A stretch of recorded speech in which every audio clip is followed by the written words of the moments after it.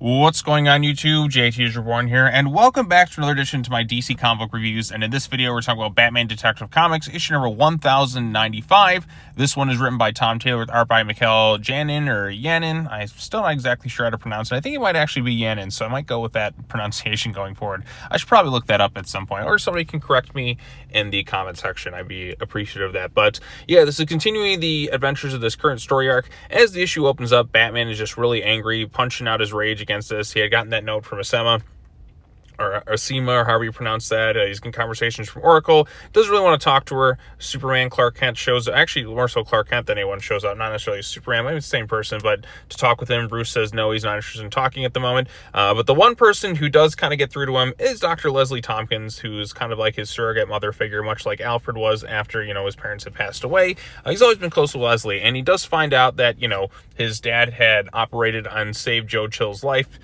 before they were shot at one point, which I thought was a really interesting revelation. And it doesn't really muddy the waters of the origin. It doesn't really take away from stuff or necessarily contradict things that have kind of happened before.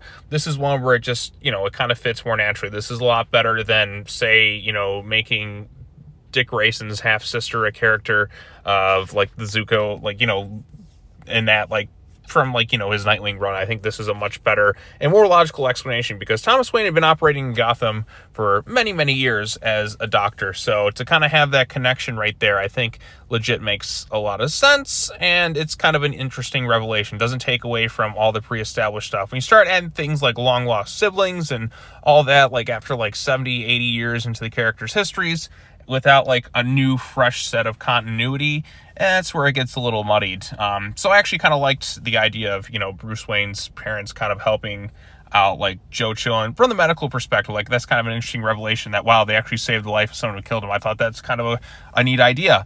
And Bruce is kind of a little bit rageful in here, obviously, after finding out this revelation. He finds out that they had helped hide away a woman who ends up being Scarlet and her mother and all that too. And he thinks that it might have been a revenge killing for kind of moving them away, now that he thinks about it with the whole Joe Chill thing. So he has to go and confront him about it. There's actually a nice scene between him and Leslie Tompkins about what he does as Batman and, his no-kill rule and why that is important. So I thought all that stuff was pretty nice. He does go and confront Joe Chill, who I'm amazed is still alive at this point. I could have sworn Joe Chill was dead, but then again, I don't exactly know half the time when it comes to DC Comics. Wasn't it, what storyline was it? Was it Three Jokers or something where he was dead or whatever? If somebody remembers, please let me know. I guess maybe he could have been alive this whole time. I don't exactly know half the time when it comes to DC and that. But yeah, Joe Chill is still alive. Batman punches him, but he doesn't drop him out a window or anything. So he does kind of find out that, he didn't really it wasn't necessarily a revenge killing.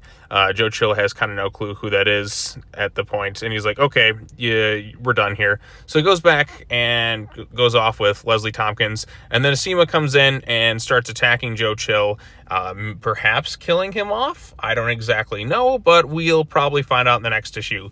Then we have the police show up at the Iceberg Lounge. Penguin kind of knocks one of the cops out.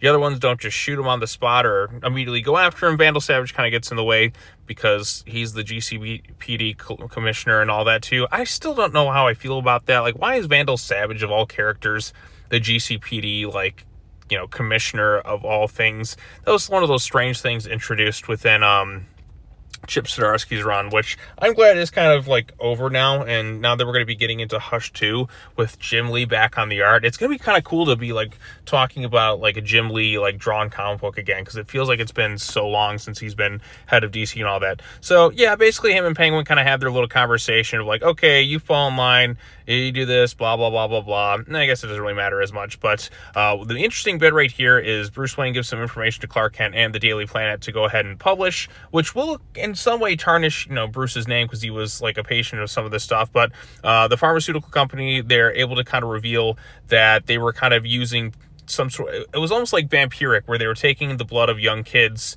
in this juvenile delinquent center and kind of using them as some sort of youth serum, like something kind of along the lines of that. And Bruce was one of the clients of this whole thing too, and everything was kind of tarnishing that company's reputation. And Scarlett's gets a call from him, is did you know? And he's like, you knew beforehand, didn't you? And she just kind of has this look. He's like, goodbye, Scarlet. Then he shows up as Batman, and then as he's confronting her, Elixir comes in, or this character of Elixir kind of blows things up right there, and it's left on a bit of a cliffhanger. So we're going to have to figure out what that means within, the next, issue or whatever in that too. So I do like the art style in this thing. I think this has been a pretty solid issue so far. I know we're doing the Vandal Savage and Penguin stuff. To me, that's like the stuff I'm just like the least interested in. I did, like I said, find that reveal of Thomas Wayne having saved Joe Chill's life before he ends up taking his kind of an interesting thing too, and Bruce kind of dealing with the realization of that and who Scarlet is and all that other stuff. So I think that's been kind of neat. This Asema character, it's probably Scarlet's mother. I also had this weird feeling too, like what if it was like Martha Wayne who was Asema? Wouldn't that be a crazy wild twist? It's not like it wouldn't be like out of the questions for like a crazy version of Martha Wayne. I mean, Flashpoint had her basically as the Joker, but just, and plus with DC Comics, let's not forget in the Rebirth like Batman run, they had Thomas Wayne come back like Flashpoint Batman and just be kind of evil with everybody for whatever reason. So imagine if Asema is actually like Martha Wayne wanting revenge in that too. But then again, wouldn't she have just gone back to see Bruce? So it's probably like a Scarlet's mom who it is. I mean, I feel like it's Scarlet or Scarlet's mom. It's one of those two characters. But now they're introducing somebody known as Elixir and all that too, wondering who that is. So a few different moving pieces, but I think so far that this has been a pretty satisfactory run so far for Tom Taylor. So like I said, that idea of Joe Chill and Thomas Wayne, that connection beforehand with him being a doctor, is something that doesn't necessarily like muddy like the waters of like continuity in that feels like something that could realistically fit within the 80 plus years of Batman's history. Whereas when they did the whole Dick Grayson's half sister thing after all this time, that didn't sit quite as well with me. It felt kind of forced. Whereas this one feels like a neat idea, and it doesn't necessarily like take away from everything that came before. Whereas the other one just like felt kind of like, why do we need that? What is it amounted to with this whole thing? It could have just been, Zuko's daughter as is. Like, why did she need to be Dick Grayson's half sister? I just thought that was kind of it just wasn't a great reveal. I just didn't feel like all that great, in my humble opinion. But hey, it is what it is. We don't need to talk about Nightwing. That run has passed, and now we're into another run of Nightwing, which I'm really thoroughly enjoying, by the way. Spoilers for like the next video after this one. But yeah, so I'm still liking Detective Comics. I'm actually looking forward to next week when we get into, I think next week is Batman Hush 2, and that book is apparently been selling really well, and there's going to be a lot of hype behind that one. In fact, I got to reread the first Hush, but in the meantime, I think Detective Comics is going well.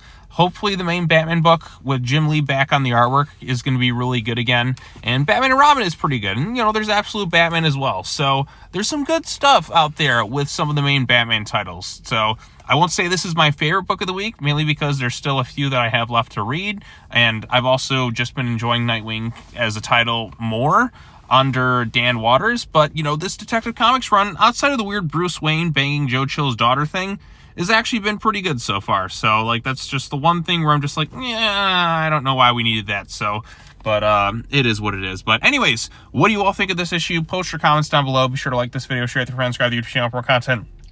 Hit the bell for notifications, all that other fun stuff. And I will see you all in the next video. Peace out.